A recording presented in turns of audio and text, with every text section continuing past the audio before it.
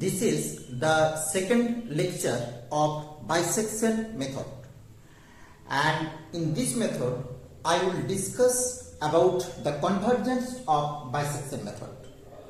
To discussing the convergence of this method, the algorithm of this method must be discussed before. Okay, and the algorithm of this method in short as here we let the initial interval, this is a0 b0, okay, and we know that we already discussed in the previous lecture the first approximation is the midpoint of these two or these 2 points of this interval, and this is given by the first approximation. Okay, now if a0 and x1 gives the opposite value of f of x, that is if f of a0 into f of x1 less than 0, then we choose a1, this is equal to a0, and b1, this is equal to x1. Okay, and in this case a1 b1 is given by a0 x1. And another way, if f of x1 into f of b1 less than 0, sorry, this is b0 less than 0, then a1 this is equal to x1 and b1 this is equal to b0, and in this case we take the interval like this.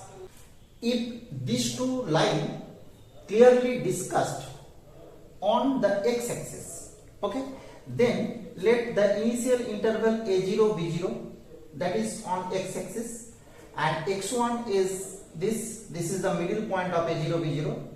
If the curve of the function is like this, then clearly f of a0 this is greater than 0 and f of x1 this is less than 0.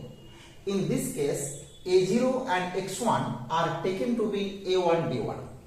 Okay, and if the curve is like this, then we know that f of x1 is positive and f of b0 is negative, and in this case, that is in the second case, we take a1 b1 as x1 comma b0. Okay, and in each case we get or we take a1 b1, this is the second interval of approximation. It must contains the exact root alpha like this. Here the alpha content, and if this point or this interval is taken, then alpha is in this interval.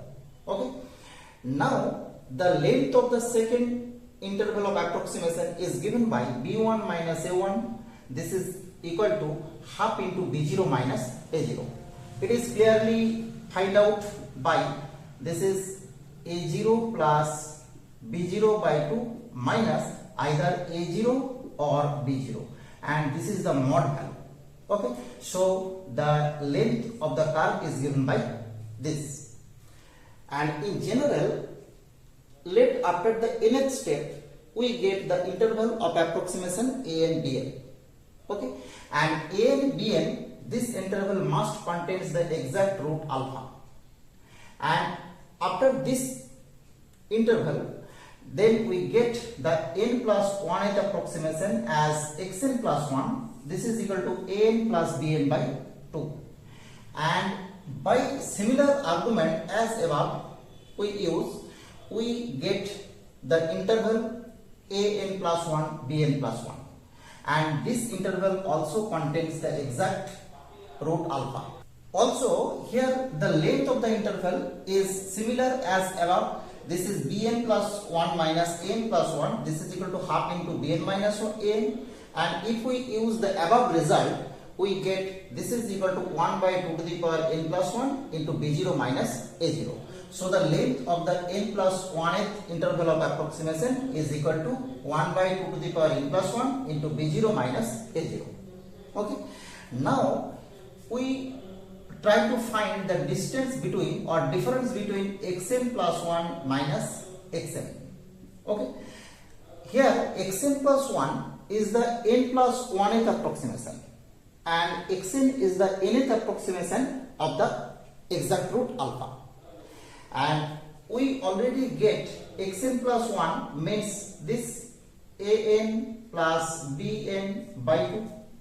And what is xn? Xn may be of an or bn. Okay, it is clear from the algorithm. Xn, this is equal to either n or bn.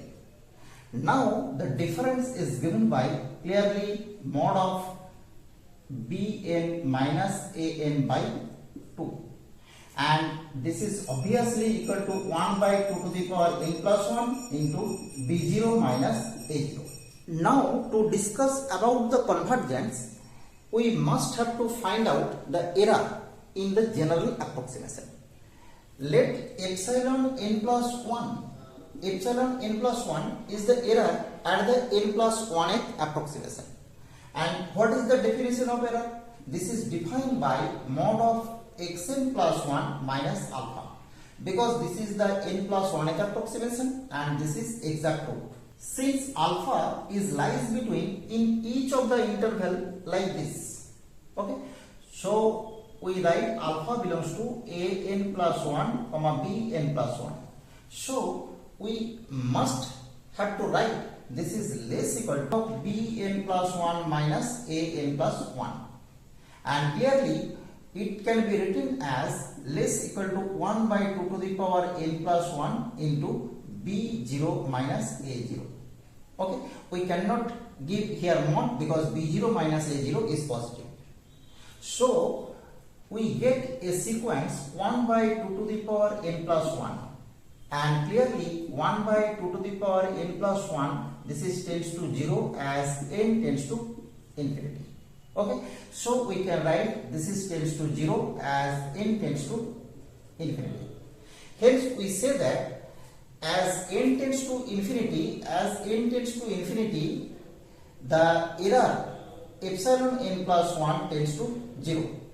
Okay, and since epsilon n plus 1, that is the general error of this method or bisection method, is tends to 0, so we say that this method is always convergent. That is, we say that the bisection method is convergent surely. Okay, this is the convergence of the method of bisection. Now we discuss about the advantage and disadvantage of this method. As advantage of this method, we say here two main points. The first point is we say that at any stage the iteration does not depends the functional value of f of xn, only depends on the sign of f of xn. Okay, and this makes our computation very easy, right? This is the first advantage. And the second advantage is this method is unconditionally or surely convergent, we discussed earlier. And as a disadvantage, we say that at the first point the process of convergence is very slow, and to obtain moderately accurate result we have to require large number of iterations. Okay, this is very disadvantage of this method. And secondly, we say that the method is very laborious for the complex transcendental equation. If we take any complex transcendental equation, then it is very laborious to find out the value or find out the sign of the value of f of xn. And we say that 2 points of advantage and 2 points of disadvantage of this method.